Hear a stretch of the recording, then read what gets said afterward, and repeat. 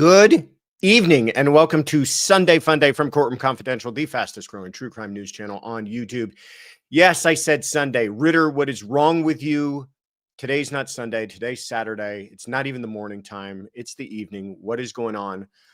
Thank you all so much for being here. This is our special Sunday/Saturday fun day because I got to get on a plane tomorrow morning and I didn't want you guys to miss out. And I said, well, we could either cancel it or we could do some sort of fun Saturday evening, weird because of the holidays schedule. And that's what we decided to do. So if you're waking up tomorrow and you're turning on your YouTubes and you see that you've already missed the Sunday Fun Day and you're saying to yourself, what's going on? Have no fear. You just happen to miss the live because we're doing it tonight on Saturday, but you still have something fun to watch on a Sunday morning. Anyhow, we're still going to call it Sunday Fun Day. Hello, everybody. To Simply Lolly and Best Nancy, Shy Gal, Alicia K. Mayo, It's Fitzy78. So good to see all of you. Thank you so much for saying hello. Thank you so much for carving out a little time on your Saturday evening. I know that's not part of your normal schedule with us, but we appreciate you being here. And I think you're going to make, I think you're going to be happy that you made that decision. So, to everyone returning, welcome back. Thank you for being here. As always, thank you so much for all of your support. You're going to enjoy this evening's festivities. To everybody who is here for the first time, welcome. This is Courtroom Confidential. My name is Joshua Ritter. I'm a former prosecutor with the LA District Attorney's Office. I was there for about 10 years or so. Then I left to go into private practice as a criminal defense attorney. And we decided to start this channel with the goal, the mission of presenting to you both sides of the courtroom, and we hope that we do that. And this show is called Sunday Fun Day. Yes, I know it's Saturday evening, but usually every Sunday, we take your answers, the messages that you've left us throughout the week, and we answer them live Sunday morning. We couldn't do it this Sunday because I got to get on a plane. All right, enough with the explanations. Johnny Knoxville's juiced. Everybody's juiced. Everybody's still happy to be here, and we're so grateful that you are. Stay to the end for some announcements. We do have some fun stuff coming up for you. Johnny, thank you so much for contributing the memberships and kicking us off this evening. Appreciate that, my friend. And to Dom's mom, 725, for becoming a YouTube member. Welcome aboard. I think you're going to really enjoy it. Stay to the end for announcements. Some interesting things coming up this week. Some stuff I don't want you to miss because we do have a trial starting on Monday. And I know I'm going to mess up. Sometime today, I'm going to think it's Sunday and talk about tomorrow. But things are starting on Monday, and I don't want you to miss out on that. But as always, it's Saturday night. You made it through one of the big holidays. You made it through Thanksgiving. Everything's still good. I had a wonderful Thanksgiving. I hope that you guys did. We actually had a very traditional kind of Thanksgiving with everybody at one big long table, and that was really fun, including about 7 different high chairs and a bunch of screaming kids who are grabbing all of the nice flatware and cutlery and everything else and screaming that their food wasn't coming quick enough. So it was your typical Thanksgiving. Annalie Finch, thank you so much for the super sticker. Always appreciate your generosity. That being said, I hope you guys had a wonderful Thanksgiving, whatever you did, but we made it through it. Take a deep breath. This is going to cleanse your palate. God, there was one more thing I wanted to say. Oh, if you haven't already, take a moment right now, like this episode, subscribe if you haven't already, and please share this with anybody that you think might enjoy it. But all right, let's get to the messages before I run out of time here. And I think I have this set up, so we'll see. Who's kicking us off today? Hi, Josh. This is Jackie from Tampa, Florida. Thanks so much for Sunday Fun Day. It's something I really enjoy spending my afternoon with you all. I have a question about the Brian Walshe case.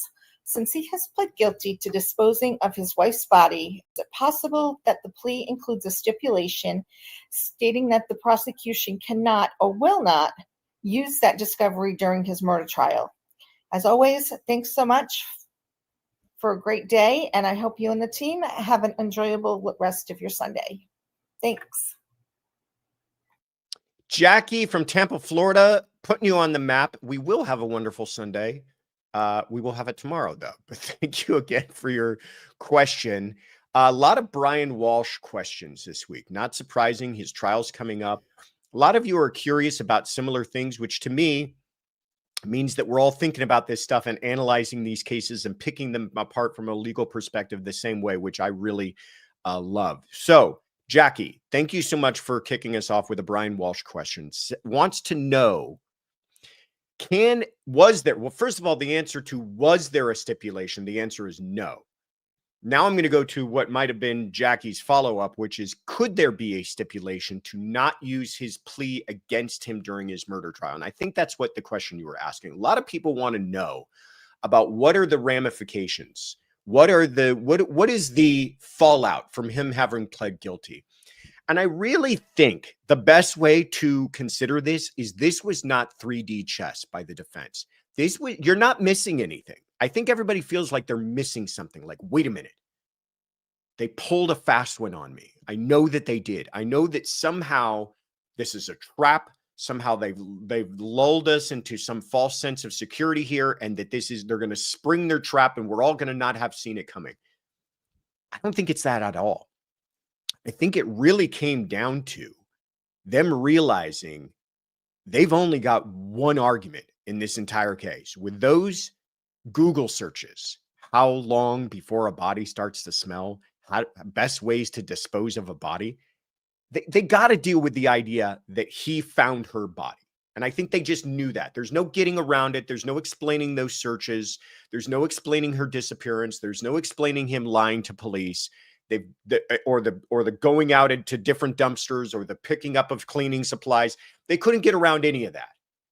So they said, okay, let's essentially concede 90 yards. But those final 10 yards, we're not going to. Those final 10 yards, the prosecution's going to have to earn. Now, back to Jackie's question, could they say, okay, well, we don't want you to use that plea against him? Well, the underlying conduct, the disposing of her body or conveying of her body, as they say in Massachusetts, the lying to police, they're going to get that in. The prosecution gets that in. That's just part of the story. You don't get to chop up the story by admitting to certain things. This isn't like, some sort of, battleship game here where you get to cut down what arguments they get to make based upon what you're willing to plead to. No, the question, the hurdle, the gateway question always is and always will remain relevance. As long as it's relevant, his underlying conduct, they'll get into the idea that he disposed of her body. They'll get into the idea that he lied to police because it has to do with his motive and the idea that they believe he in fact killed her. The argument being, not all that difficult, an innocent person does not hide the body of somebody that they didn't make dead. And an innocent person doesn't lie to police about where their wife is, okay? Now, the plea, the actual conviction may not be relevant. That might be kept out. It might just be that he admits to certain conduct, but the jurors will never hear that he is in fact pled guilty to and will suffer convictions. But another way that the defense might handle this is they might just bring it up themselves. You're going to hear that our client was charged with 3 things. He was charged with hiding a body, lying to police, and committing murder. And he is willing to admit where he's guilty. He did 2 of those, but he didn't commit murder. They might just, opening statements in this are going to be very remarkable. Or they could do it during his direct examination when he takes the stand. Hey, by the way, Brian, do you admit that you disposed of her body? Yes, I do. Do you admit that you lied to police? Yes, I do. Did you in fact plead guilty to those crimes? Yes, I did. But not murder. No, I did not commit murder. So that's how I think it's going to play out. But everybody take a deep breath. There's no 3D chess here going on. There's no, oh, they've outfoxed us here. This is just, they had no other choice, I really think.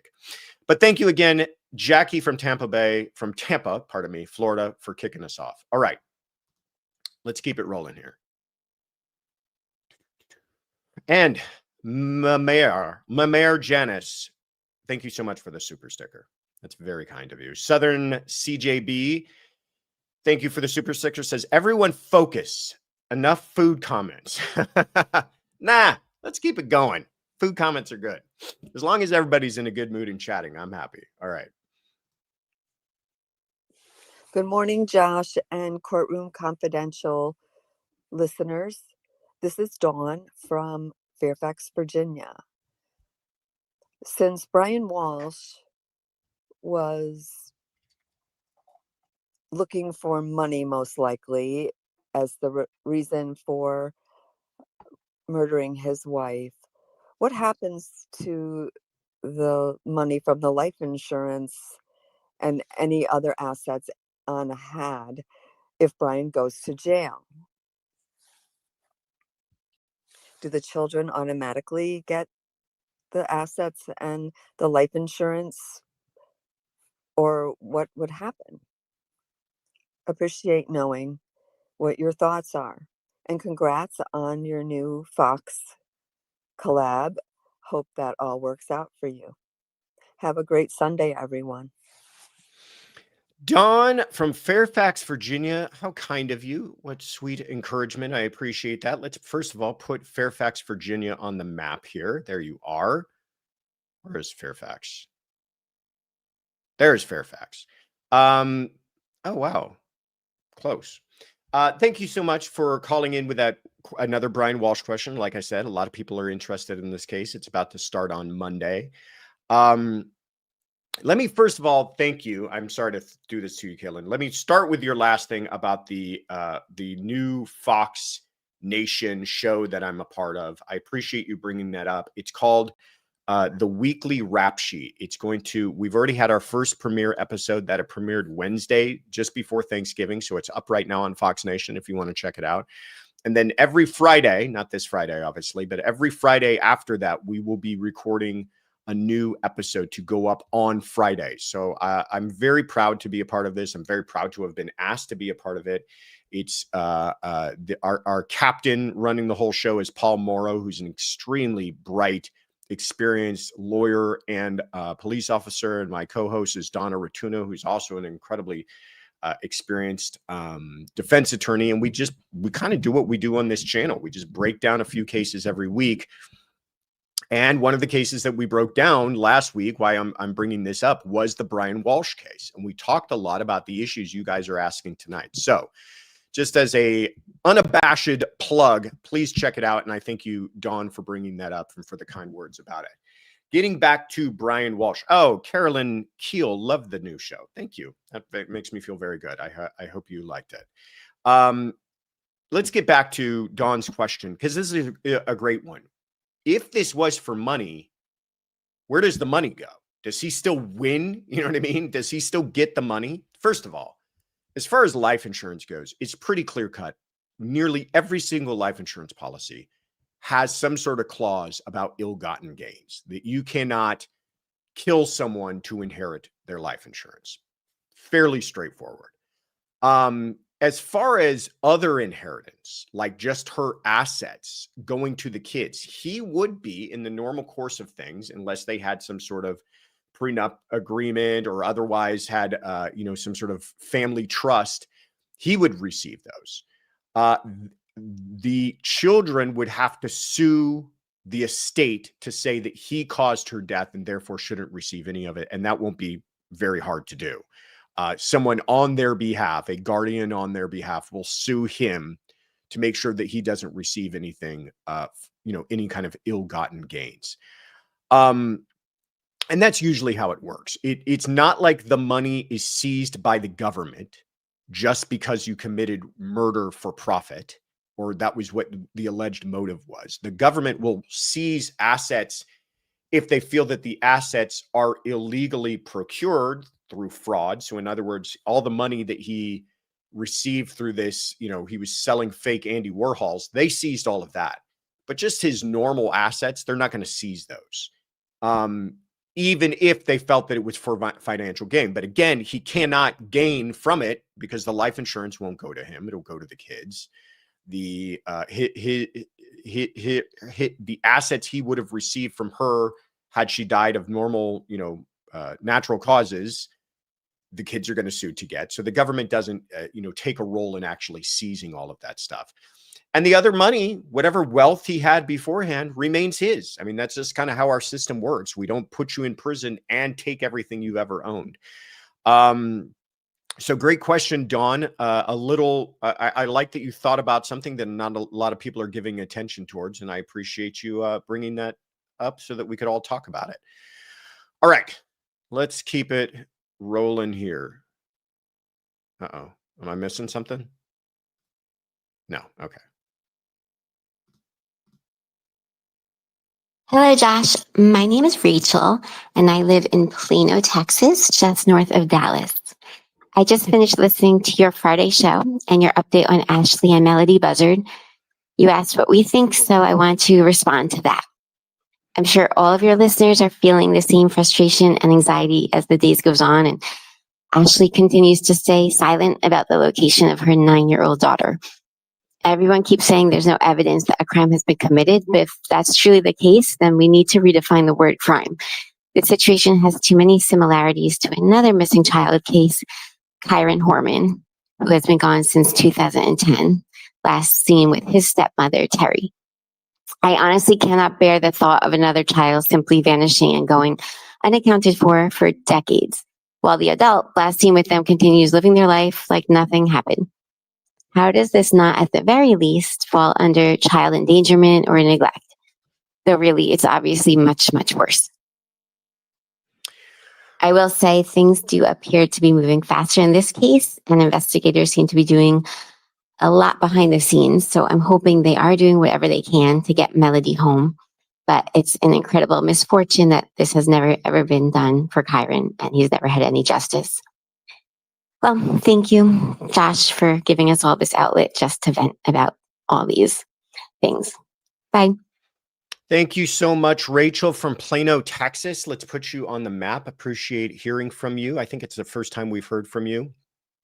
And if the Brian Koberger case was the second most amount of questions we got this week, the Melodee Buzzard case was definitely the first amount of questions that led the roll call in the amount of questions that we got this week, because a lot of you are very concerned with where she is. Southern CJB says, where is Melodee? A lot of people are doing that. A lot of people are getting very worried.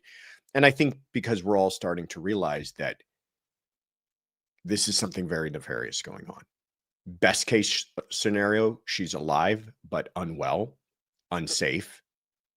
Worst case scenario, I think she's, passed and likely at the hands of her mother. Obviously a case that we're all just kind of anxious on to see some sort of conclusion in this, and hopefully not a horrible conclusion. And a lot of the same questions kind of about what Rachel is saying, what can be done? I don't want this turning into another situation where a child goes missing and nothing ever happens about it.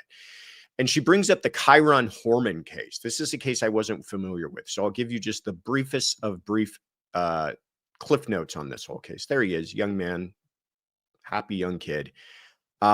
He disappeared on June 4th of 2010 from Portland, Oregon.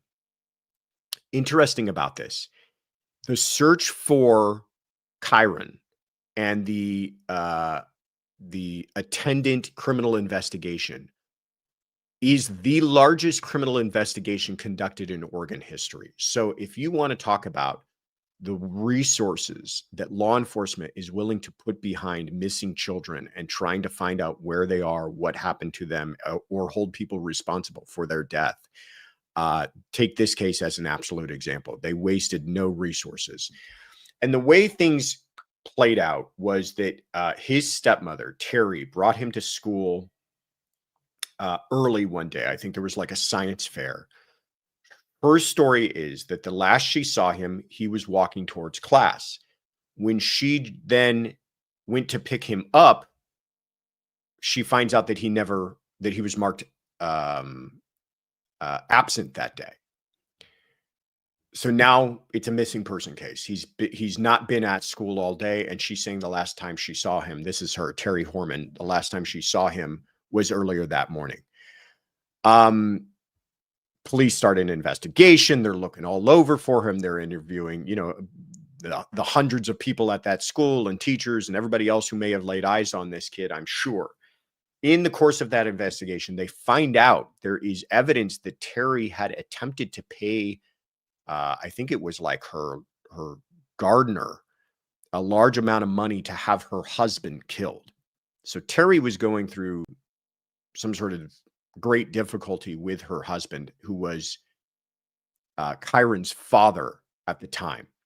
She also failed several polygraph tests. So she is, and kind of has remained, the prime suspect in this whole thing, but never been arrested. And that is because they just simply don't feel that they have enough for, here's the thing to remember. Bringing criminal charges, making an arrest is one thing. Bringing charges is another. In fact, it does happen more often than you would know, where somebody is arrested and the prosecutor's office will reject that case because there's just not enough. The standard for arresting someone, you know, probable cause, reasonable suspicion, the standard for indicting someone, bringing criminal charges against someone, is you have to believe that you have enough evidence to prove that case beyond a reasonable doubt. That is the highest standard that we have. That is the standard in which you should charge someone. If you do not believe as a prosecutor that you can bring a case and put it in front of 12 people and prove to them beyond a reasonable doubt that the defendant committed the crime you're accusing them of, you should not be bringing those charges. And that might be the realm in which this lives.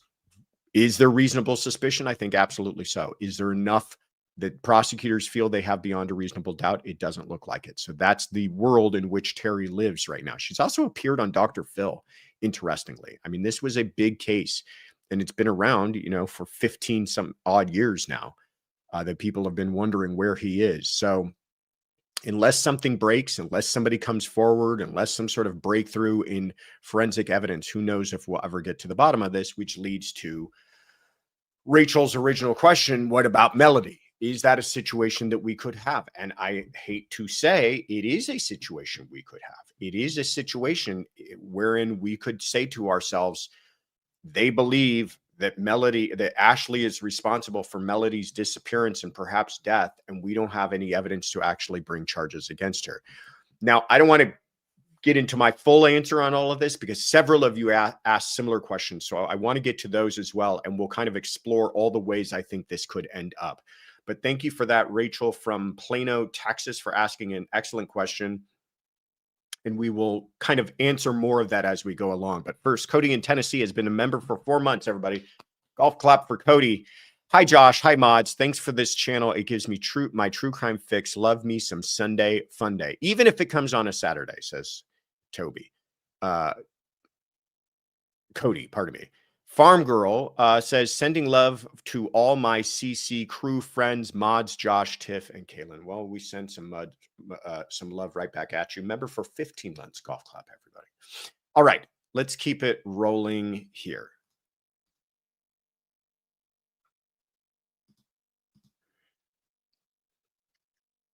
Hi, Josh. It's Valerie in Valparaiso, Indiana. Again, I've got a question on the Melodee, the little 9-year-old girl who's missing, Melodee Buzzard. And how is this situation different from what they did finding the Vallow kids? I mean, they said to Lori, either present your children or you go to jail. Why has that not happened in this case? And was it because the JJ's grandmother had put out a missing person? Is that what they need? Is someone to say she's missing in order for them to do that? It doesn't make any sense for me. A missing child is a missing child. So if you could give me your insight onto that, I'd appreciate it. Thanks. Love your show. Bye. Valerie from Valparaiso, Indiana. Let's put you on the map. Another excellent question here from Valerie about the Melodee Buzzard case. We got one more in kind of our trifecta of questions here to round out our exploring the issues on this case. But I appreciate your thoughts on this, Valerie. And a lot of people have been talking about the similarities between this case and Lori Vallow. Well, Lori Vallow, the police did put pressure on her. The police did say, hey, come up with the kids or we're holding you in jail. Why can't they do the same thing here? And you actually, I think, put the head of your hammer right on the nail there when you talked about the grandparents. Melodee, this is why this is such a unique case. Okay, a couple of things going on. One, Ashley is the sole guardian of Melodee. Melodee's father passed away when she was very young. So there is no one legally responsible for Melodee but Ashley. There's part one. Part two, Ashley has disassociated herself, and more specifically, disassociated Melodee from the rest of the family.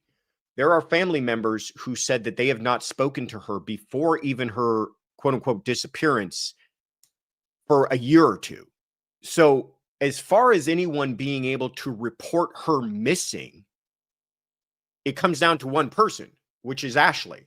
Now, why did she get reported missing? Why do we even know about this case? Because she didn't show up to school. And Ashley is saying, well, I was removing her from school because I'm going to homeschool her. So what we're left with here is the only parent not reporting the child missing, not reporting the child to be in danger.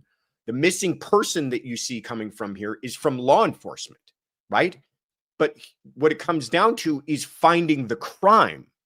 If Melodee's father were alive, he could say, she's kidnapped my child.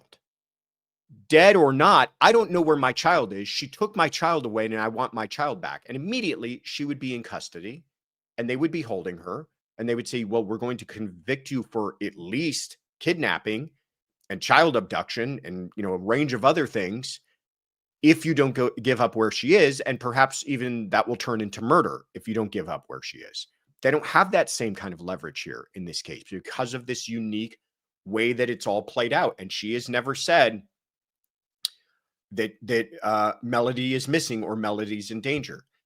Another thing to think about with this, and this is the part that's really confusing me from kind of my prosecutorial and law enforcement background, is they've conducted search warrants in this case. Remember, you don't just get to get search warrants because you don't like something, right? You have to show that some sort of crime is at play. You have to go in front of a judge with a affidavit and say, this is the crime we believe that is taking place and why we want to invade this person's Fourth Amendment rights. The only reason they got them here in this case was because of that other false imprisonment charge that they had charged her with. You remember that? That thing all fell apart. But I told you at the time, that's a tool. They charged her with false imprisonment. And what does that make immediately available? Warrants, subpoenas, everything else, investigatory tools.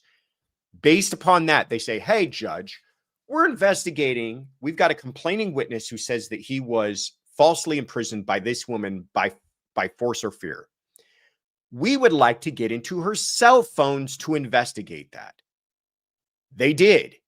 But in the course of that investigation, with executed search warrants, executed warrant of her home, everything else, no evidence that we have heard of, and certainly not enough evidence to claim child endangerment or murder. That is shocking to me. So they've looked under the hood and they don't have anything right now. And that's also a scary situation. So thank you for that. Makes sense, but it's maddening. Yeah, I'm right there with you, Sky Goddess. All right, we got another one of these questions. So let's just get to it. George, thank you so much for supporting the mods with coffee. Appreciate that. Are we back to the weird things with we don't have everybody's real name? How do we fix that? Are we just too low on the YouTube totem pole for them to care about us? Is that where we're at? Maybe. All right, let's get to our third question here and kind of round out this subject. Hi, Joshua and everyone watching. My name's Lori, and I'm from St. Augustine, Florida. I have a question regarding holding people when they don't tell where your kids are. How come they could hold Lori Daybell until she said where her kids were in jail, but they can't hold Ashley Buzzard? I just wondered what the difference was. Thank you and have a great rest of your evening, day. Lori from St. Augustine, Florida. Look at that. We're all over the map and everybody's thinking the same way. And I love it. The smartest community on YouTube. I'll say it again. Thank you so much for the question, Lori. So again, kind of fleshing this whole thing out. What is different about this psychopath than what we're dealing with right now? And that is that the Woodcocks, Kay and Larry, had, and tell me if I'm wrong here, but I believe they had some sort of joint custody of JJ, at least. Somewhere along the lines, I might be getting this wrong, but I know that there was something more than just relatives going on with him. In any case, it's different because they had close connection with him. The idea that they were in contact with those children, they could report them missing. But when you're not in contact with the child for over 2 years, what's changed? They didn't report the children missing. They didn't know they were Melodee. I'm talking about getting back to Melodee. Melodee's relatives didn't report her missing because they didn't know she was missing because they hadn't talked to her in 2 years themselves. Now that I'm looking at this picture, another thing that makes this difficult for law enforcement is, they've got these images of Melodee wearing a wig, trying to cover her appearance on this weird road trip. No indication that she's in distress. She's had contact with people. You see that part of this road trip, she was in contact with people. No indication that she was in distress. So what are they supposed to do? And that's where this all ends up. Is it's really showing you how incredibly strong the Constitution is and how much it does hold law enforcement at bay. What do I mean by that? I guarantee you there are officers banging their badges against desks right now because they want to do something. They know this woman has done something wrong to her child and they want to do something. And they're being told by their supervisors and prosecutors, we can't do anything. You cannot simply go lock someone up, put them under a hot lamp and say, I want answers. That's not the way our system works. You have to have evidence. You have to have evidence of a crime, and it can't just be suspicion. It's got to be enough evidence, to get you through that kind of probable cause progression to be able to charge a crime. That all being said, here's a wacky theory that I have. What if they did just go for it? Now, I am not advocating for prosecutors arresting people and charging people with a serious crime unless they believe that they have enough for a filing standard. But what if they said this is a real close one, but we've now got a little girl who's had no contact with anyone in over a month. She obviously can't care for herself. The mother is being uncooperative. She was disguised. They changed their license plates, on and on and on and on and on and on, and said, let's file and let's just see where things land. And if she's looking at murder charges, kidnapping charges, child endangerment charges, something that could put her in prison for decades, she's going to have to try to prove she didn't commit that, right? Her attorney is going to have to prove that. Well, the only way to do that is to produce the child.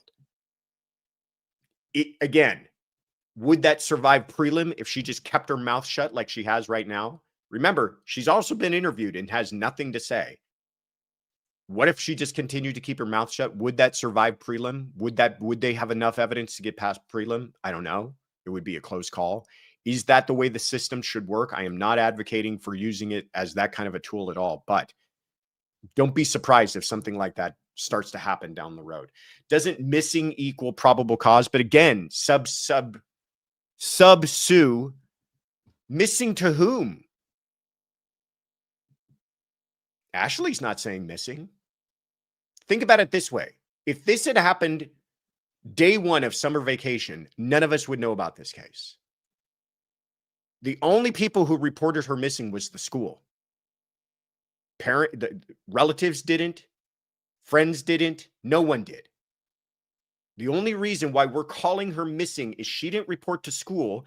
And when officers showed up, like any normal parent would say, oh, no. I just took her out of school.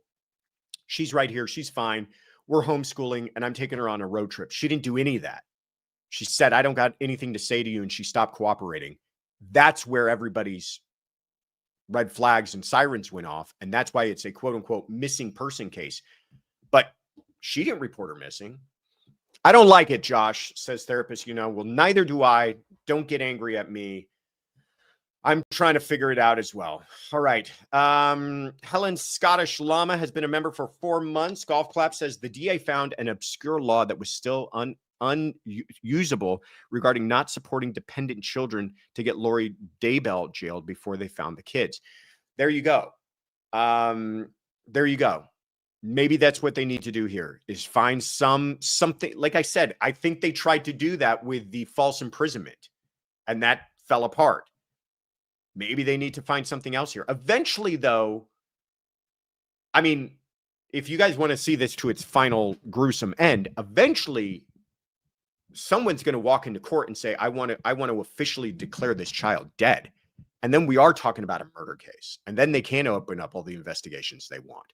But at this point, we've just got a kid that nobody knows where the kid is. And the only person who's responsible for knowing is not cooperating with the police. I don't think it's going to last all that long. They're just law enforcement, and the way that they've been handling this, they're not going to allow it to handle. Nothing can be done from a child protective services angle. Sure, but again,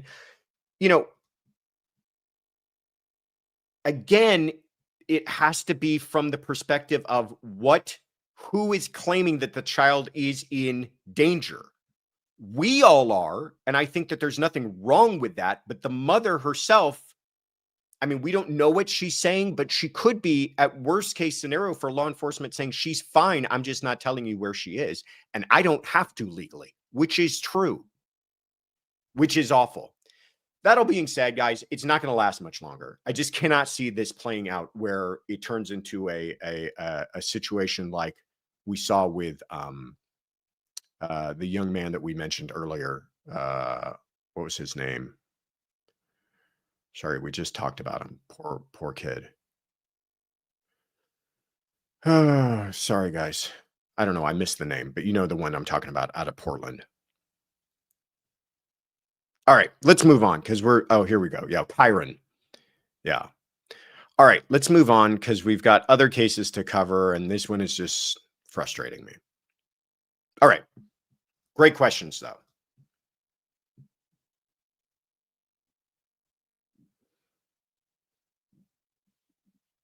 Oh, before I move on, I feel horrible about this.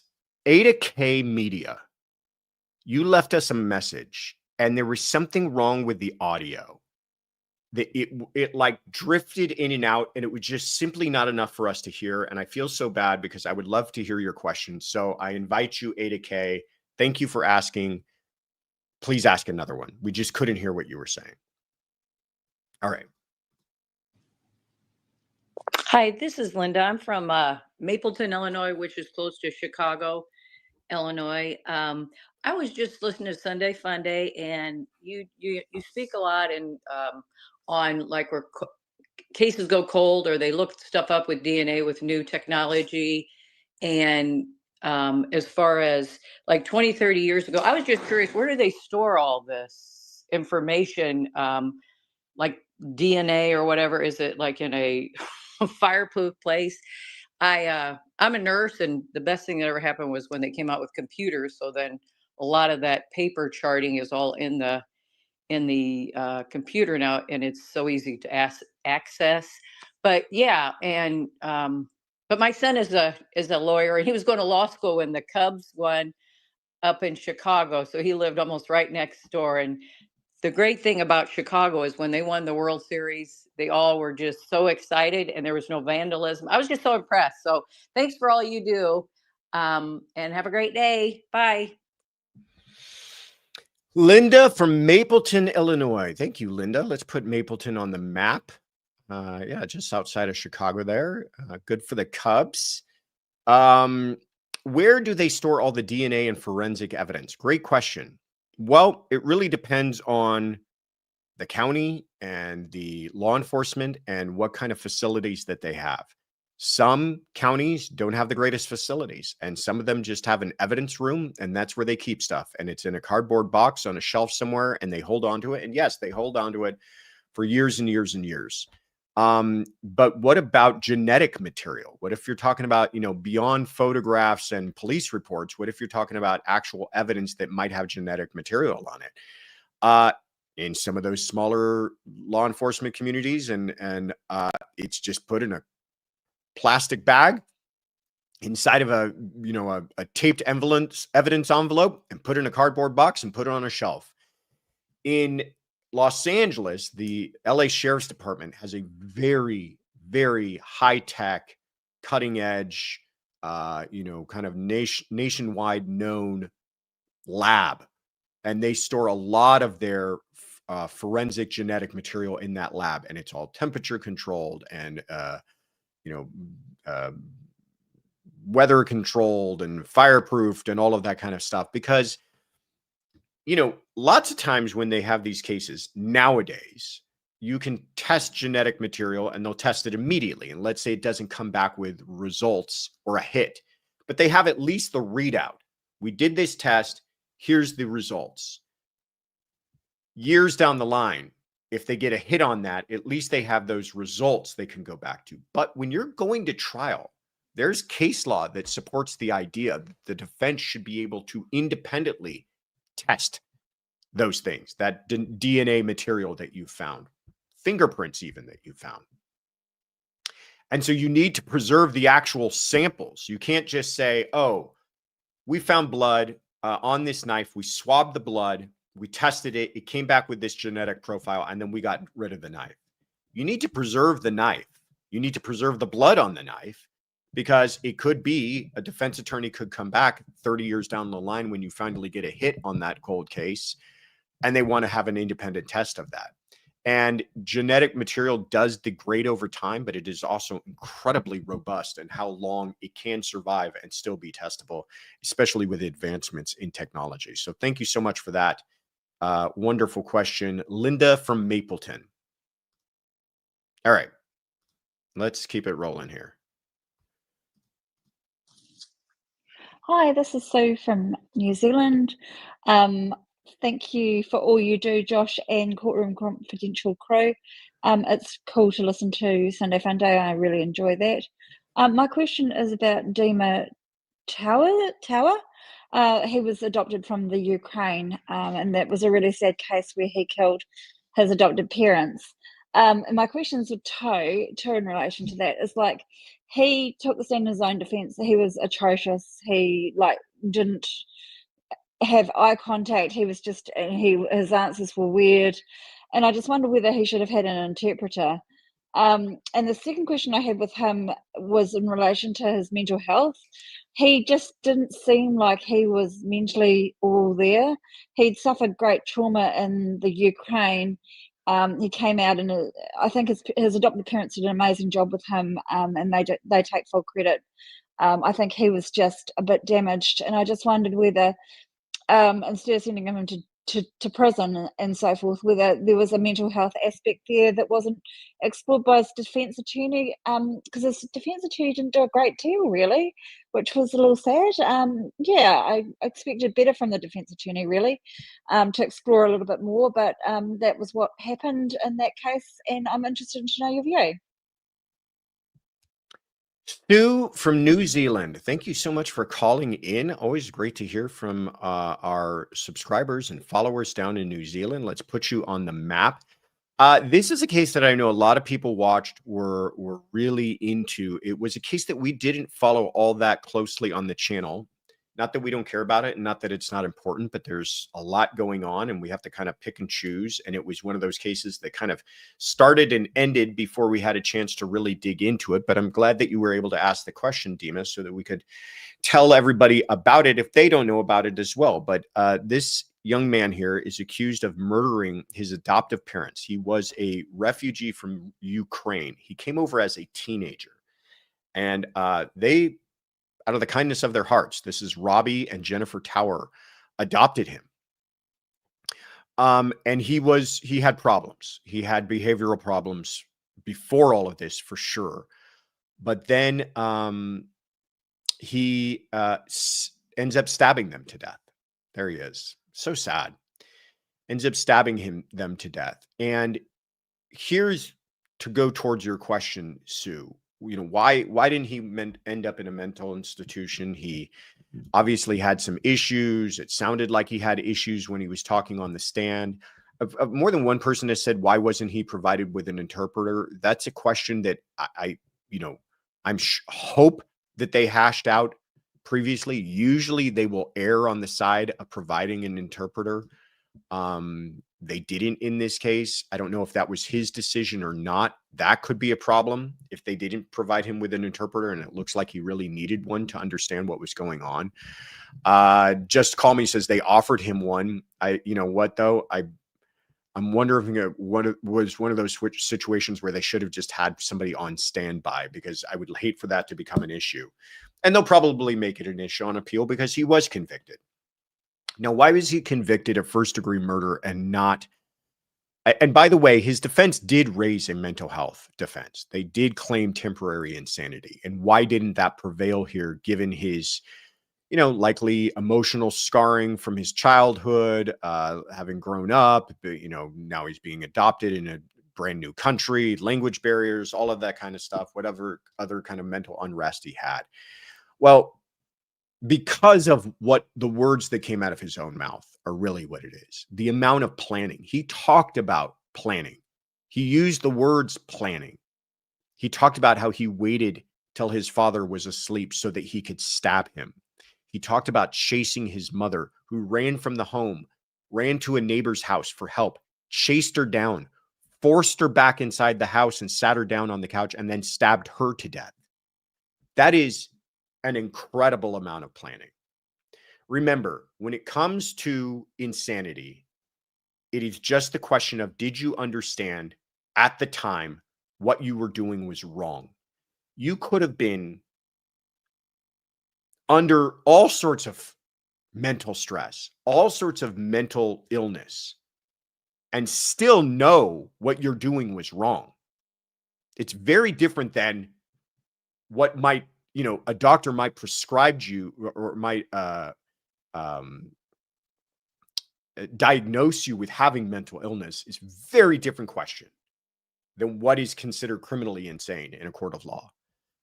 And so he didn't qualify for that. And then with the amount of planning that he himself described, this is, to me, is clearly a first-degree murder case. Remember, deliberation for the purpose of first-degree murder, premeditation, deliberation, does not have to be elaborate.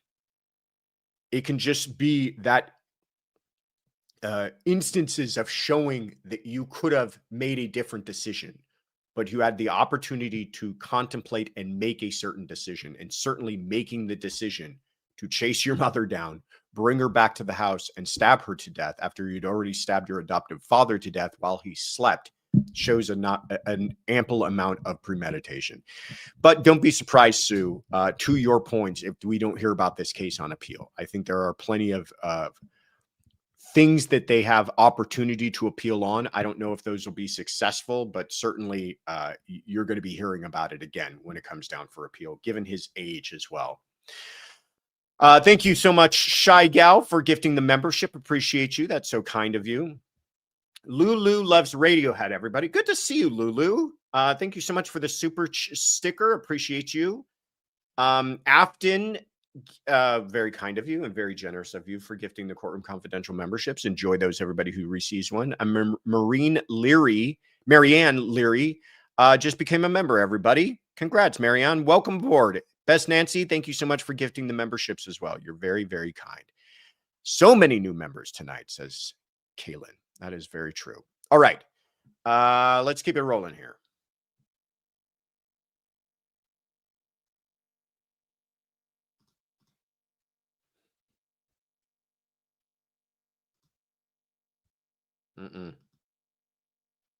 Not my fault.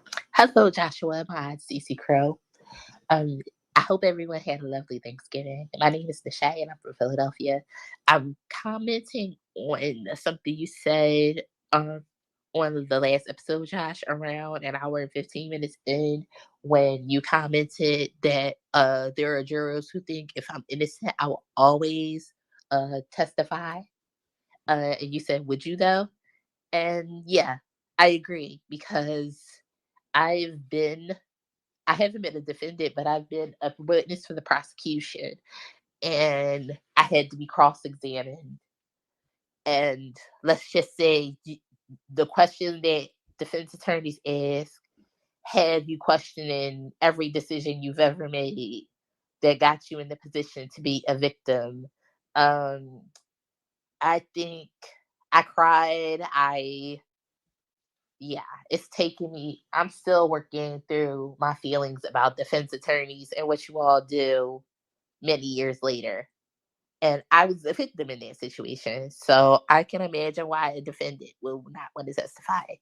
I'm sorry, this is not a question, but I just wanted to add my thoughts to that discussion. Thanks all. Bye. Thank you so much, Nishay from Philadelphia, PA. I appreciate you calling in. And yeah, let's put Philly on the map there. I know you don't have a question, but I'm so glad that you called in, because I think it is something that people don't really appreciate. I've never had to testify. Well, that's not true. I've testified in like a deposition. Actually, I have testified in a case before, not a criminal case, but it is, even for very seasoned attorneys, even for people very confident in their position, for people who are good thinkers on their feet, it's very difficult to sit there in front of a courtroom full of people and have someone come after you. And especially if that person's very skilled, and especially if that person's very aggressive, and especially if that person has a reason to be aggressive. I am very sorry for the experience that you had to go through, Nishay. And at the same time, I will tell you that attorney likely didn't enjoy what they were doing, but felt compelled to do it. I don't know that attorney. I'm just speaking upon experience, but I know a lot of attorneys, it's difficult to cross-examine victims, people who feel harmed. And that's why not a lot of people can get into criminal defense, because it is so difficult, because you do have a client sitting next to you looking to go to prison for a very long time, who may have paid you a large sum of money saying, you got to do this, and you got to do this about as zealously as you possibly can. Does it ever cross the line? Sure. I think so. Sometimes it becomes a bit much. I think that's what judges are for. Some attorneys are better at handling these things than others. But yeah, if for a second you ever got the idea in your head that, hey, taking the stand is a cakewalk and I would happily do it, give it another think, because it is a very difficult thing to go through, especially when the person asking you questions knows what they're doing. But thank you for that, Nishay. All right, let's keep it rolling here.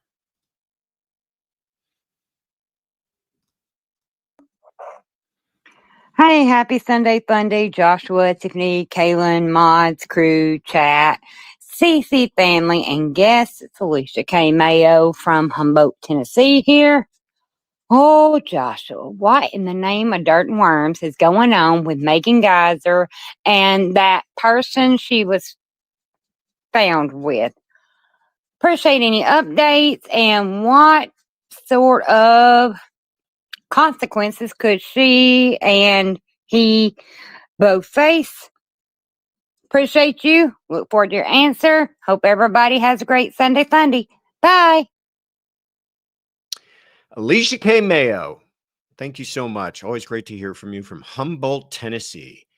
What was it? Dirt and Worms? What in the name of Dirt and Worms? I love that. I'm going to steal that. What in the name of Dirt and Worms is going on with Morgan Geyser? Well, I will tell you. Morgan Geyser, as you may remember, was the at the time she's 23 now, but at the time she was just 12 years old. May 31st, 2014, her and a friend by the name of Anissa Weir, also 12-year-old, took their third friend, Peyton Lautner, who was also 12 years old at the time, out to the woods and stabbed her 19 times. And the story goes that Morgan did all the stabbing while Anissa did kind of the looking out. Anissa did a lot of the egging on, but it was really Morgan the one with the knife. Stabbed her 19 times, easily could have killed her.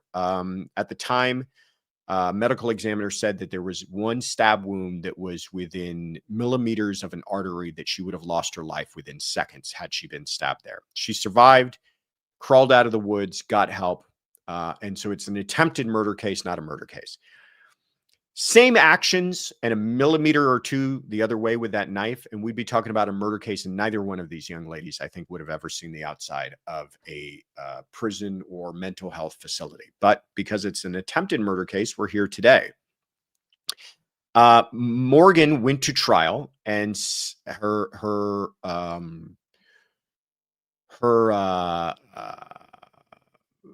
defense was that she was mentally ill, that she had undiagnosed schizophrenia, and she was convicted but sentenced to 40 years in a mental institution. Well, this took place in 2014, Ritter. I can do math. Why are we talking about that if she was sentenced to 40 years? Well, in Wisconsin, she was able to petition back in January of 2025, earlier this year, for conditional release. And you remember we talked a little bit about this at that time, and we're like, is this a good idea? Should she be given conditional release? Prosecutors were against it. Sounds like prosecutors were against it, but not as aggressively against it as they might otherwise should have been. Medical experts said she's fine. She can live amongst us. Everything's good with this girl. Well, luckily, the worst that she did was just, once granted that conditional release and put into a group home, is cut off her ankle monitor and escape with a person by the name of Chad Mecca. Morgan Geyser, by the way, is 23. Chad is 43. Chad is someone that she befriended, became very attached to. The allegations are that Chad would even sneak in to see her when she was in this group home. Her story is that she became very upset when the group home stopped allowing her to see Chad. So she decided to run away with Chad, cut off her ankle monitor, and got 165 miles away. They found her in, I'm going to say this wrong, Posen, Posen, Illinois, one day later. And just by happenstance, law enforcement got called out to a truck stop for people who were loitering, and they go to make contact and ask for identification. She doesn't want to give it. Eventually, they figure out she's Morgan Geyser, and she had escaped from her group home. So she's back in Wisconsin, and now the prosecution, to your question, Alicia K. Mayo, is going to make a motion, though they haven't yet. She's being in the process of being extradited from Illinois to Wisconsin. They're going to make a motion, I am almost positive, to have her conditional release revoked, and she will likely end up back in a mental health lockdown facility. Her next court date is January 15th. You know, I hate this to be one of those told you so type of things, but the girl is obviously unwell. Like, what are we doing here? Like 40 years and you're talking about getting out within 10. What are we doing here? Like, let her get well for her, the safety of others, but even her own safety. Let her get well. I don't get it. I don't know the laws there in Wisconsin that allowed for it, and I don't know why there was such pressure to do it, but she's exhibited unrest from a very young age, and it likely nothing has changed all that much. So if she was doing well in the facility, then let her continue to do well. Thank you for that, AKM, for calling in. Are you guys having fun? Is this good? Are we enjoying this Saturday night? We're not going to make it Saturday nights. Don't worry about that. But I just want to make sure that you're feeling like you're getting that full Sunday morning experience out of a Saturday evening, Sunday fun day. We talked about Morgan Geyser. We talked about Dima Tower, a bunch of Melodee Buzzard, a bunch of Brian Walshe. Joy W. Can, who's been a member for 10 months, says, loving Sunday fun day on Saturday. Been here before, 10K subs. Oh, wow. One of our OGs. Thank you so much. And therapist, gives us, is that like praise hands? That's the way I've always viewed it. Like, kind of like, yeah, like, is it raising the roof or is it like kind of jazz hands? I don't know. Either way, whoop, whoop, says Tiffany. All right. Now I lost my place. And that is my fault. But everybody's juiced, right? Let me see some juice boxes in the hands in the chat, just so I know everybody's doing well. All right, here we go. Now I found my spot.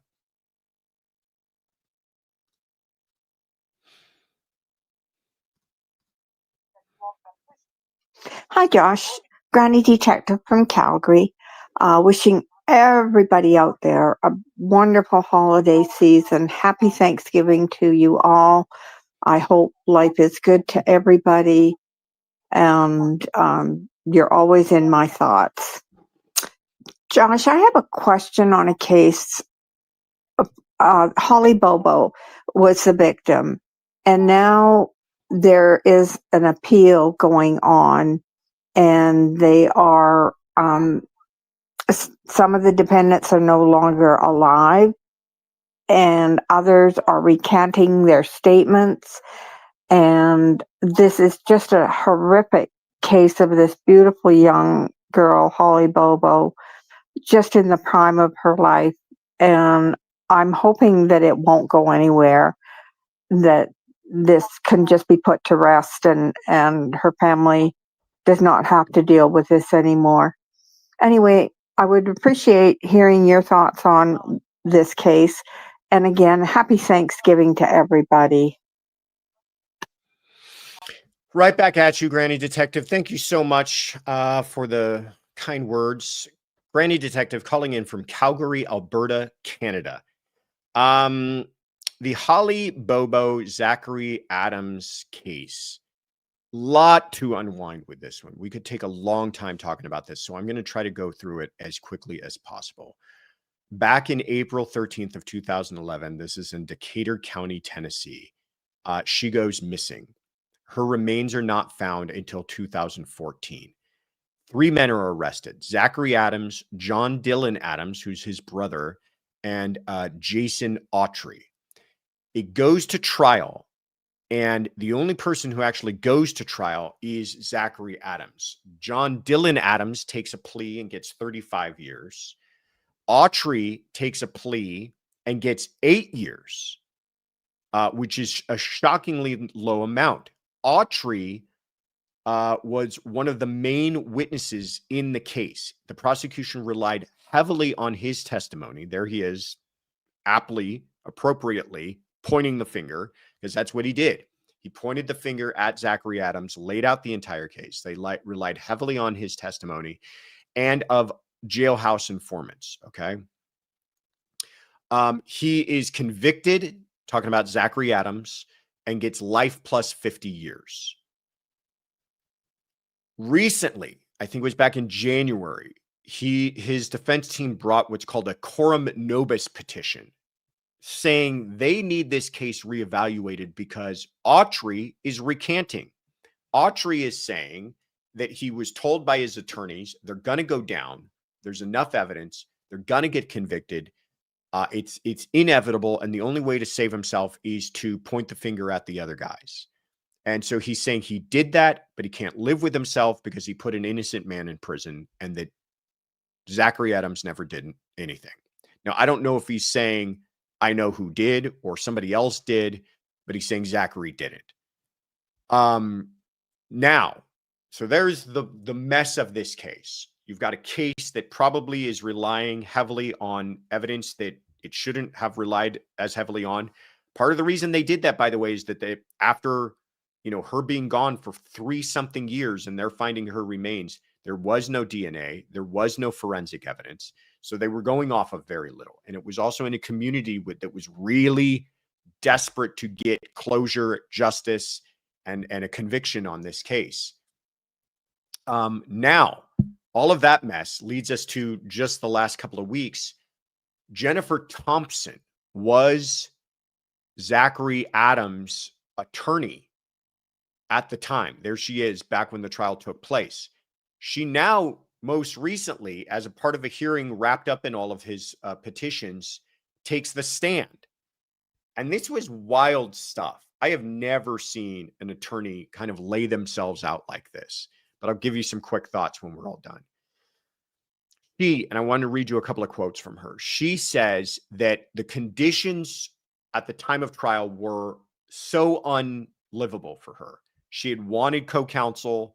That was denied by the judge. It was all on her. She was overwhelmed. She didn't have the ability to handle the trial all on herself. The DA was super mean to her. The judge was all against her. She says, quote, "I have never in my life had so much pressure put on me by other attorneys in the defense to have my client plead guilty. This was the worst case I've ever done, the most pressure I've ever been under, and it was horrible.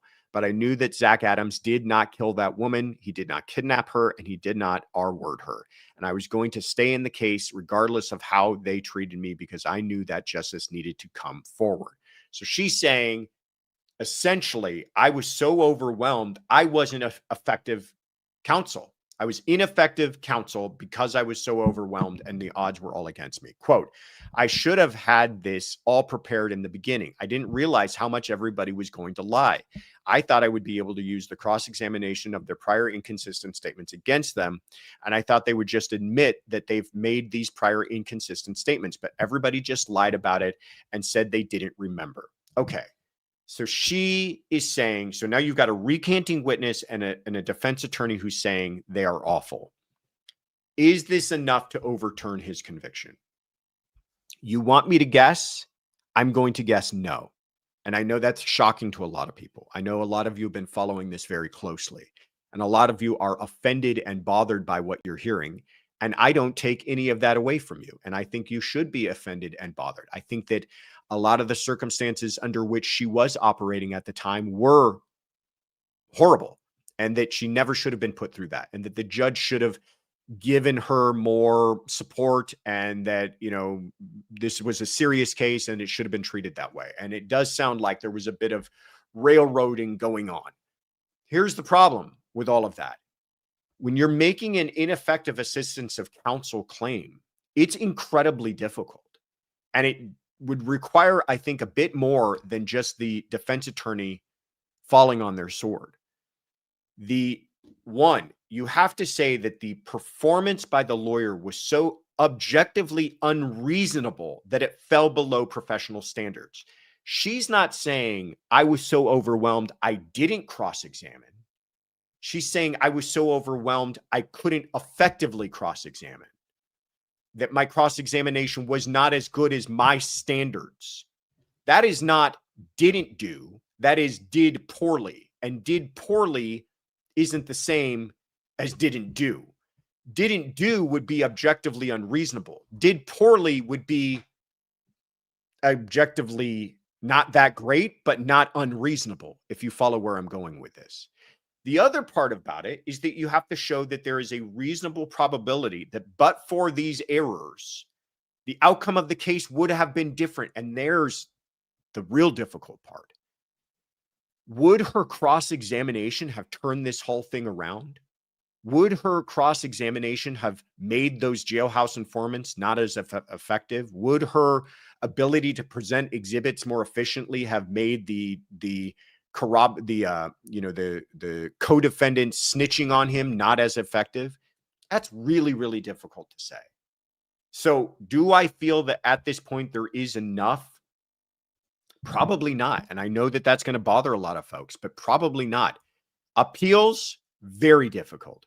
Appeals built on IAC, probably even more. So that's where things stand right now. I will tell you what I'm most bothered about by this case is that if they did rely on the informants as much as they did, there's a concept we all talk about, which is corpus cop-out, that it doesn't matter if you've got a confession, you need evidence to support that. And I don't know if they had that here to the extent that it seems like I'd be comfortable with all of it. That all said, I wasn't in the weeds on this case when it happened, so who knows if there's more out there than we're not appreciating, not having the benefit of watching that trial the first time around. All right, let's keep it rolling here. Where are we landing next? Dear Josh and Courtroom Confidential, this is Nina from Sweden. I just want to give you a tip if you want to dig into something really, really large. This is a high-profile case in Sweden that started in about 2004. It's about my childhood acquaintance, Sara, and she came from the same town as I did, and she went up and went north of Stockholm, and she ended up in a cult where the pastor tricked her that God was talking to her from a phone, and she had to murder his wife when she was asleep. And Sarah went and got a gun and shot Alexandra when she was asleep. This has been so big and resurfaced so many times and resurfaced again. And now they want to look at the technicalities if Sarah really killed Alexandra or not. Was she asleep or already dead? It's just a tip, but it's real big in Scandinavia, this case. I love this. First of all, let's put you on the map, Nina. Nina calling in from Sweden. Appreciate all of the support that we get overseas. Thank you so much for calling in. I love this about this channel and doing this, especially Sunday Fun Day, where we kind of open it up to everybody, because there are so many cases that I've never heard of that are fascinating, that don't get all that much attention, especially the ones that take place in other countries in Europe, cases that are huge. A huge case in Sweden. I've never heard of it. Likely many of you haven't ever heard of it, but it sounds fascinating. So I'm going to give you the cliffiest of cliff notes on this whole thing, just so you guys understand what's going on. But then I encourage you to look into it yourselves. I think there are even some documentaries done on it. This is referred to, if you want to look it up, it's called the Knutby Murder. And I'm probably pronouncing that wrong. It's probably Knutby, but it's Knutby, the Knutby Murder. This is Sarah Svensson. Sarah, it sounds like, was having an affair with a man by the name of Helge Gosmo, who was married, but he was also a pastor. And this is where the idea of kind of this cultish behavior comes in. He, believed he was kind of a conduit to God and was having a bunch of hanky-panky with the other parishioners and things like that. Anyhow, he gets Sarah under his Svengali kind of control here, and convinces her to try to kill Daniel Linde and Alexandra Fosmo. Well, Linde survives. Fosmo does not. Alexandra is killed. This took place in January 10th of 2004, like I said, in Knutby, Sweden. So yes, Sarah and Helge were lovers. Here's where things start to get a little more interesting, even with all the cultish weird stuff. Helge's first wife died under suspicious circumstances back in 1999. She was like in a bathtub, and they said that she may have had an accidental overdose of medication, but she also had a hole in the back of her head, but then they said, well, that wasn't from being hit, that was from falling. He was acquitted of that crime. They actually reopened it after this murder took place, realizing his involvement. Was he actually good for his prior wife's murder? Put him on trial. He was acquitted of it. But he is sentenced to life in Sweden for this murder because they are saying that he induced the murder, basically not hired, but induced Sarah to commit the murder of Alexandra. Sarah, interestingly, was not sentenced to life. She is sentenced to to institutional psychiatric care, so essentially a mental health facility. So a lot of people have also been intrigued by this case because the person who actually pulled the trigger got a lighter, quote unquote, sentence than the person who wasn't even there for the murder. So, like I said, I don't know enough about this to be an expert and kind of tell you guys the ins and outs, but I encourage you all to check it out because it does sound like a very fascinating case. And I thank you there so much, Nina, for putting that on our radar. And hello to all of our Swedish friends. All right. We're getting down to the end, folks. Tears, grab those Kleenexes. It's that time. We're down to our final three. But we've had a good time, haven't we, on a Saturday, special Saturday/Sunday fun day? All right. Let's bring it home here.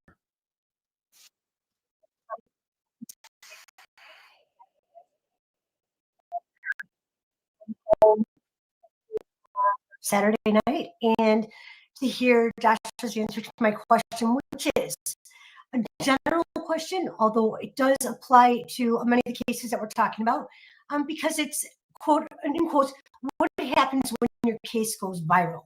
In other words, I know that, and you get irritated, we all get irritated because people try to ask for a change of venue, and we know that that's not going to solve the problem of a case going viral, right? It's a different, they're wanting a thing to fix it that's not going to fix what they're wanting. So do we do away with that? Do we do a viral, do we call it something different when your case goes viral? And are there going to be a different set of circumstances? Because I believe that there should be more protection or a different kind. Anyway, hopefully I'm not talking in circles. It is Thanksgiving. I did have a tiny bit of wine, but I'm just really excited to hear your answer. And happy Thanksgiving to everybody. See you guys. Thank you. Bye. Sonia, always love hearing from you. Sonia Shy Gal calling in from Chicago, Illinois. I understand that some people had some trouble with the audio. The audio was a little bit off in the beginning, but I hope that you guys were able to hear it. Should I play it again? Yeah, you want to play it again? Okay, the audio does start off a little wonky. Here, I'll play it one more time.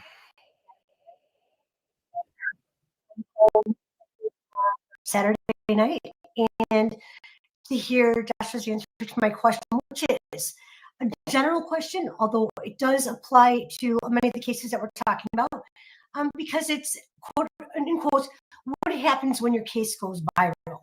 In other words, I know that, and you get irritated, we all get irritated because people try to ask for a change of venue, and we know that that's not going to solve the problem of a case going viral, right? It's a different, they're out there wanting a thing to fix it that's not going to fix what they're wanting. So do we do away with that? Do we do a viral, do we call it something different when your case goes viral?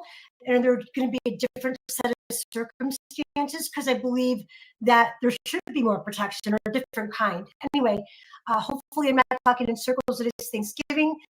I did have a tiny bit of wine, but I'm just really excited to hear your answer. And happy Thanksgiving. Sonia. Anyhow, let me thank you again, Sonia. I'm sorry, guys, for the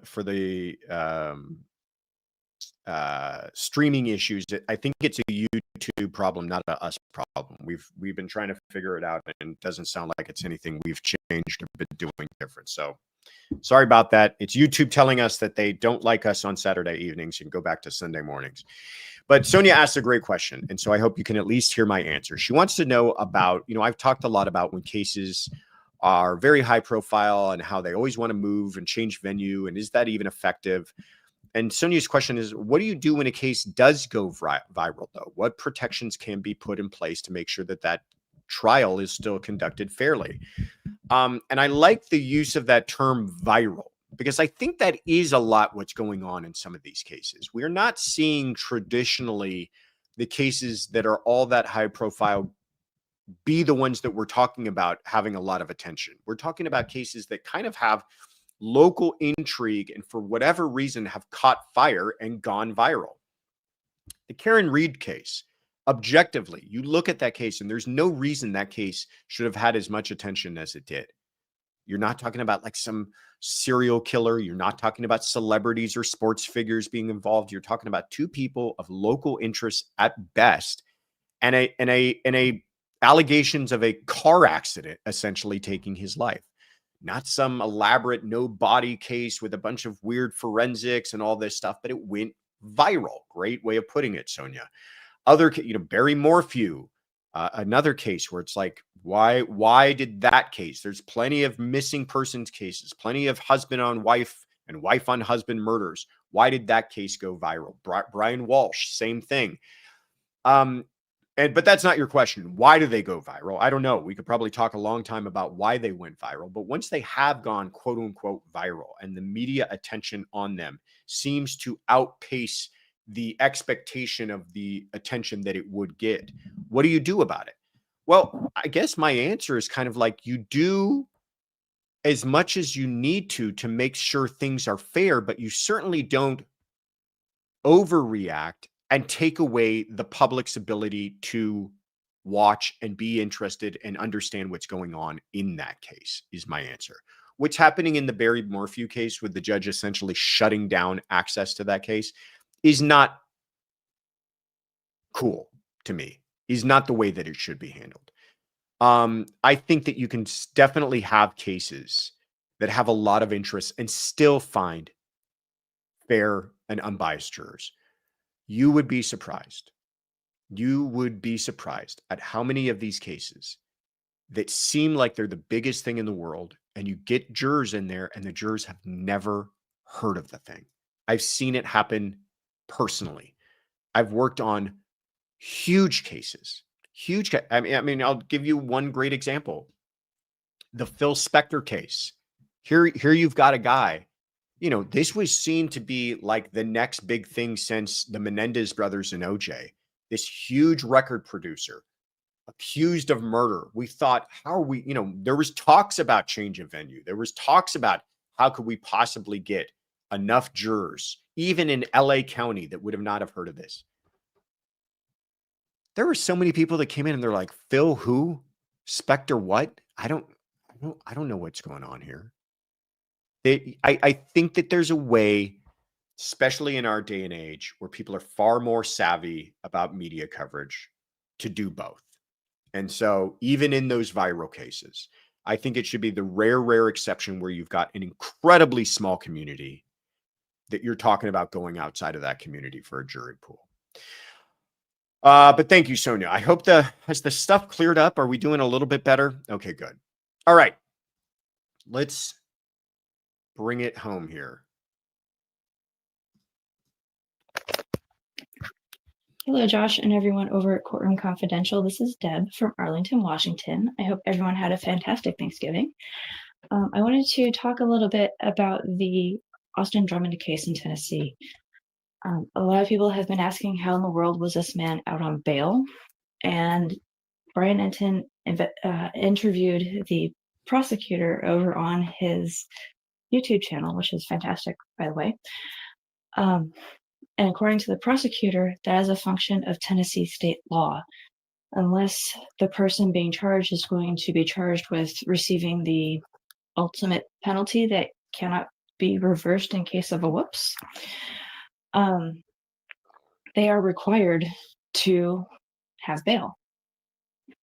So blame Tennessee. The other thing is, this would be a good case to have Bob and or Ali Mata come on. They have done a lot of legwork into and a lot of deep dives into Austin Drummond. And there's a somewhat decent chance this man might actually be innocent.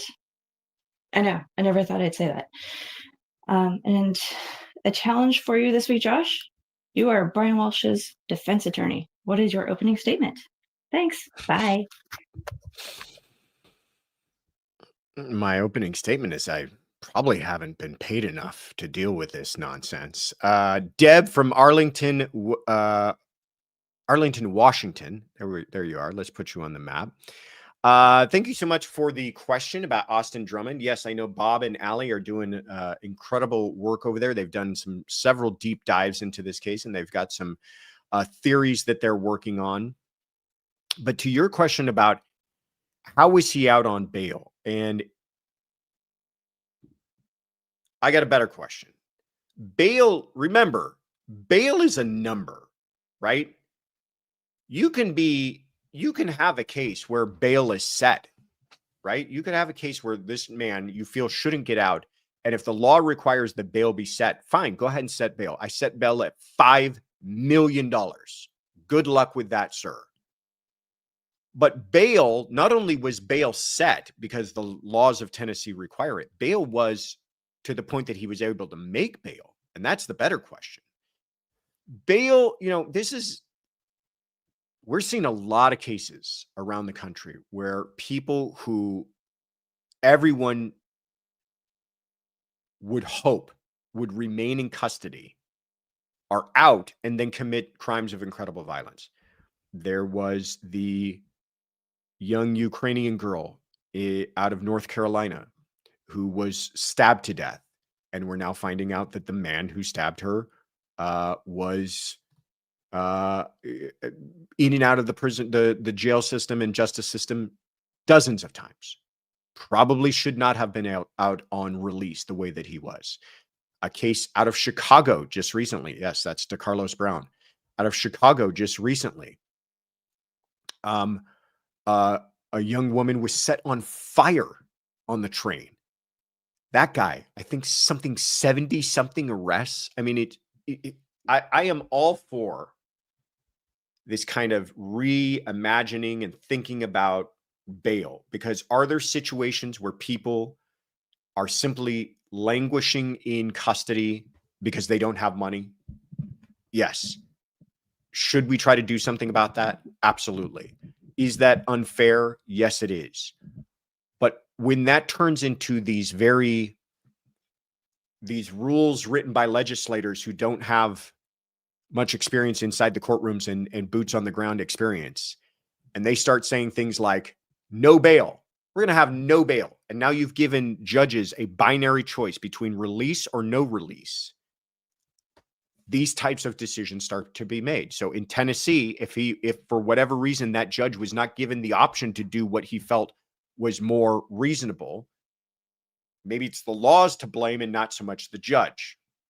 Anyhow, that is what's going on with Austin Drummond. He probably should not have been out given his history, and he was out, and it looks like, he now committed this horrific quadruple murder, and we'll get to the bottom of all of that. Illinois is a no bail state now. I'm not sure how that works. How it works is it means you either get bail, you either get custody or no custody. There's no in between. It means you commit a crime, we're keeping you in with no opportunity of getting out, or we're just letting you out. That, to me, that binary choice is ridiculous. Are you saying that there's no spectrum of seriousness in between, where maybe we want to give you the opportunity to get out, but we want to make sure that you are very compelled to behave yourself when you are out? Makes sense to me, but not to a lot of lawmakers. And then Brian Walshe, what would my opening statement be? I mean, listen, they've got quite a task ahead of them. I think my opening statement would be something along the lines of, ladies and gentlemen, you're going to hear a story that is hard to believe. You're going to hear that my client, whatever that is, got into a fight with his wife, fell down the stairs, whatever it is, and she ended up dead. And my client then did something irrational. And given the idea that he was already under suspicion by law enforcement for some unrelated crimes and issues, he decided to hide her body. Should he have called 911? Yes, he should have. Should he have immediately tried to tell police what went on? Yes, he should have. But he panicked because he thought they wouldn't believe him, and they didn't believe him. So he hid her body and he lied about it. And that is all horrible. But I'll tell you what that doesn't do. That doesn't make him a murderer.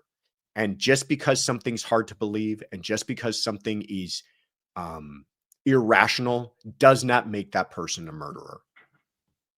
Now, as I'm saying that, does that sound like it's something that you would believe? Probably not. But that's essentially what they're going for here. They're essentially going to say, I think what it's going to come down to is he committed manslaughter, not murder. I really think they're going to say that. I think they're going to say they got into an argument. The argument got violent. She fell down the stairs, whatever it is. She ended up dead. He thought they would never believe that it was an accident. So he hid her body and he panicked and he made a bad decision. But that does not make him a murderer. And I think we all think, yeah, it probably does make you a murderer. Which, by the way, with no cause and manner of death, how are they going to prove the prosecution that's not true? The Google searches have to do with discovering a body. How are they going to show? That's why motive is going to become very important here. How are they going to show this wasn't an accident or manslaughter if he's willing to concede manslaughter? And he just might be. So buckle up, by the way. I don't think this one is going to be as clear cut as we all think it might be. It was a lot stronger when he was fighting everything for the prosecution. Not a lot stronger, but you know, this conceding some ground here might have been the best strategy they could have pulled. All right, ladies and gentlemen, you've all been fantastic. I thank you all so much for everything you did. We've got one more question to go. Stick around for that, and then please don't go anywhere because we do have some fun announcements for you. All right, who is bringing us home tonight? Hi, Joshua. My name's Kim. I'm calling from Halifax, Nova Scotia. I just watched a documentary called Breaking Idol about the sexual assault trial of Jacob Hoggard from the band Headley. In the documentary, the victim talks about her cross-examination experience, and she said she was blindsided by a piece of evidence that the defense had not disclosed prior to the trial, which was a phone call between her and Hoggard 2 days after the assault. And secondly, the defense showed her a clip of a reporter interviewing a shadow figure with an altered voice. But the victim didn't realize that the same reporter had interviewed another woman with the exact same manner. So the defense interchanged the two interviews, like gaslighting the victim to make her look not credible and think she was going crazy. The court did eventually apologize to her for that. So I guess my question is, are both sides not required to provide all the evidence ahead of time so that she could have been prepared and not blindsided like this? Thank you. Kim from Halifax, Nova Scotia, Canada. Putting Nova Scotia on the map. Oh, we've got another Nova Scotiaite there. You guys should have a play date. How cool is that? Another case that I was not aware of, Breaking Idol. Check it out if you guys are more interested in this. I'll give you what I understand about it, but more importantly, I'll give you an answer to your question, Kim. So Jacob Hoggard was a member of he was on Canadian Idol back in 2004. He won or maybe he didn't win, but he was on it and he became part of a group called Headley that was very popular in Canada. Hope I'm getting all of this right so far. Along comes the Me Too movement. And a woman who I'm going to say her name because she has come forward in this documentary. The part of the documentary was her revealing herself and her name because she wants it out there, because she wants people to know what happened and what she went through. Her name is Jessica Baker. She testified against him along with another woman who is unnamed. He was convicted for the assault against Baker, but not the other woman. and he actually was sentenced to 5 years, which seems like a very low amount of time. But I don't know their sentencing laws or what it is exactly that he was convicted of. But there's the whole story. Check out Breaking Idol if you guys want to learn more about it. And it was a huge scandal, obviously. A lot of people in support of Headley, by the way. A lot of people saying she's a liar. A lot of people going after her online. And when she testified, Kim is saying, was this unfair? What was happening here? Don't both sides have to turn over everything, or can somebody, a witness, be ambushed in the way that she was? The answer is yes and no. The answer is, well, I'm going to give you the answer as far as I know in American jurisprudence, and I imagine it's similar in Canada, but there is what's called mutual discovery obligations, where, yes, the defense has to turn over everything that they anticipate using. The prosecution has to turn over everything, aside from a few small exceptions, things that are not in their custody control. They don't have to find the universe, but everything that they have to turn over. The defense has to turn over everything that they anticipate using. Well, that does allow for some things to be held back, because you can argue, well, I didn't anticipate that the victim would not admit to this when confronted on the stand. I thought that the victim would fully admit X, Y, and Z. And when I asked about X, Y, and Z, and she denied knowledge or the truth of X, Y, and Z, I had to impeach her with this evidence that I had not turned over. And that's where you get those kind of Perry Mason gotcha moments. They're very rare. The vast majority of the time, stuff is turned over. Only in rare circumstances is this kind of impeachment stuff held back. And do you have these gotcha type moments? But it sounds like that's what happened here. They can make the argument, we didn't know that she was not going to be truthful or that she was going to lie about this thing. Therefore, we didn't turn it over, and we didn't have to turn over this ahead of time because we didn't anticipate ever having to use it. So there you go. Kim, it does sound like it turned out, there was a conviction secured for the crimes against Baker, but sounds like the experience she went through to one of our conversations earlier was rather horrific. All right, guys. Like I said, don't go anywhere. Just take a deep breath. Just a couple more minutes. Want to share some quick announcements with you. And one of these you're going to want to hear, and I'll get to that one right off the bat. First of all, thank you guys so much for being here on a Saturday night. Sorry we had to change the time on you, but I'm glad that you showed up. First of all, go to thecourtroomconfidential.com. Why are you going to go there? For three things: messages, membership, and merch. First of all, if you want to leave us a message for next Sunday Funday, which will take place on Sunday, I would say I'm going to guarantee it, but who knows what the world might bring. Next Sunday, leave us a message by going to thecourtroomconfidential.com and clicking on send us a message. 2, membership. A lot of new members tonight. So great to see that. Love it. Welcome aboard, everybody. If you didn't get a free membership, but you want to join, then go to thecourtroomconfidential.com and click on join the crew. Become a member, and you can learn about all the benefits. And we put a lot of work into it, including sometimes being a part of advanced discounts when it comes to merch. For instance, we ran a discount on holiday merch and extended that to our members a couple of days early. But our Black Friday sale was so successful, and so many of you came back and said, we need more time, Courtroom Confidential crew. We want that 20% discount on all drinkware. So we are going to extend it until Sunday midnight. So if you go on thecourtroomconfidential.com right now and enter the code, is there a code that they have to enter? No, there's no code. It's just you get a 20% discount on all drinkware, which is all of the stuff that you see there, including this mug, the What's Happening Here mug, one of my favorites, our Pinot on the go. Let's get juiced. What's the other thing we got here? A big tumbler. All of them, the black mug, that other tumbler, which I don't have here in front of me. A lot of great stuff. Great stocking stuffers for the holiday season coming up.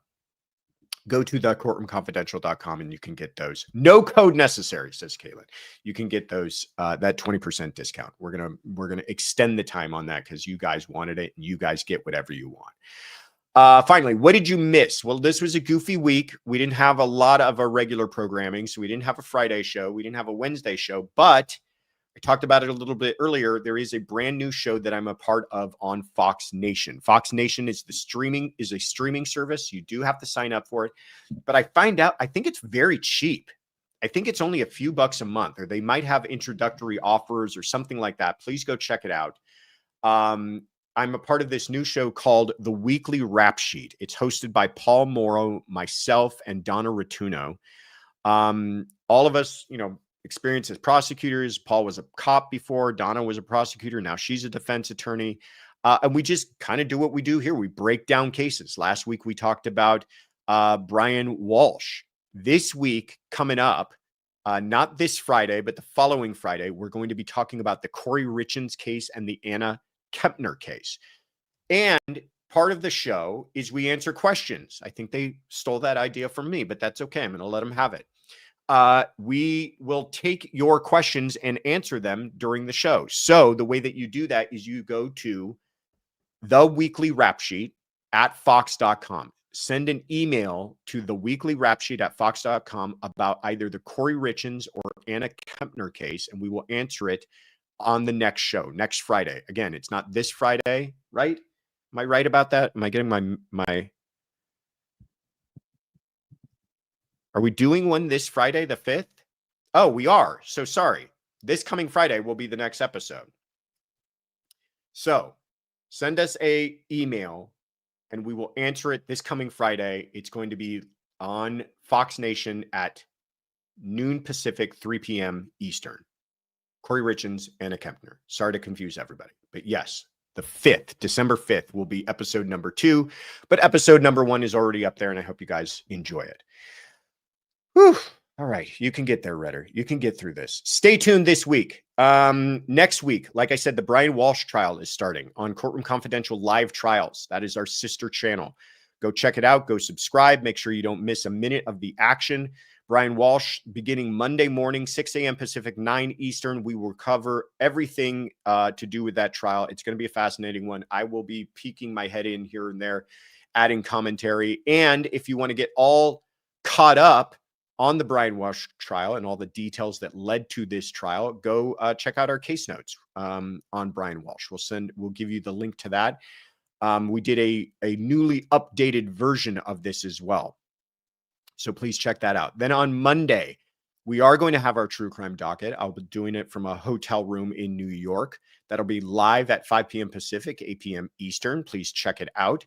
Wednesday, we are back with Wednesday Night Live back here in the home studio. And our special guest is going to be Joel Waldman. Ever heard of that guy? He's on another channel called Surviving the Survivor. And we'll be talking about, I'm sure, Brian Walshe and all the other craziness going on in the news. So that is what's happening this week. Thank you guys so much for putting up with me for the constantly changing schedule. We do our best to make things as regular as we can. We just hit 60,400. Thank you, everybody. Big thank you to Afton, Sonia, Kathy, and therapists for being our wonderful mods. Have you heard they're the best in the business? That's what I've been told, and I believe it. And then big thank you to Kaylin for everything that you do to make this all work so smoothly, and to Tiffany for being the best thing that ever happened to me. Take care, everybody.